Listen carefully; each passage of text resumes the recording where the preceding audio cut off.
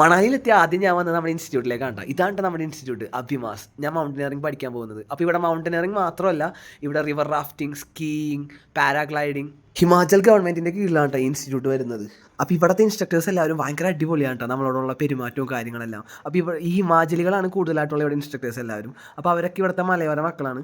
ഇവരെ പഹാടികൾ എന്നാണ് ഇവിടെ വിളിക്കുന്നത്. സത്യം പറഞ്ഞാൽ ഞാൻ എത്തിയത് ഒരു സ്വർഗ്ഗത്തിലേക്കാണ് കേട്ടോ. എന്ത് ഭംഗിയാണെന്നറിയോ ഈ ക്യാമ്പസ് കാണാൻ. ദേവദാരു മരങ്ങളുടെ ഇടയിലാണ്. വളരെ മനോഹരമായിട്ടുള്ളൊരു ക്യാമ്പസായിരുന്നു. ഈ കോഴ്സ് ചെയ്യാനായിട്ട് ഒരുപാട് ഇന്ത്യയുടെ ഭാഗത്തുനിന്നും ആളുകൾ വരും കേട്ടോ. ആർമിക്കാർ, നേവി, എയർഫോഴ്സ്, പിന്നെ മൗണ്ടനിയറിംഗ് തലക്ക് പിടിച്ച കുറേ നല്ല ആളുകൾ.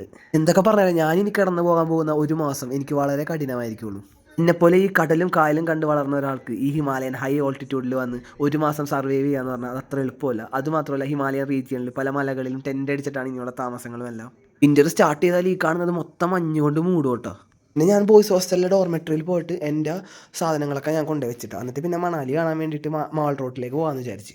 തണവിനെ പ്രിവെൻറ്റ് ചെയ്യാനായിട്ട് ഫുള്ള് മരം കൊണ്ടാണ് ഉണ്ടാക്കിയിരിക്കുന്നത്. വളരെ മനോഹരമാണ് ഹോസ്റ്റലൊക്കെ. അപ്പോൾ നമ്മുടെ യാത്ര തുടരുകയാണ്. അപ്പോൾ മണാലിയിലെ പുതിയ കാഴ്ചകളും നമ്മുടെ മൗണ്ടനിയറിംഗ് കോഴ്സിൻ്റെ വിശേഷങ്ങളുമായിട്ട് നമുക്ക് അടുത്ത വീഡിയോ കാണാം. എല്ലാവരും കൂടെ നിൽക്കാൻ സപ്പോർട്ട് ചെയ്യാം. Okay, by.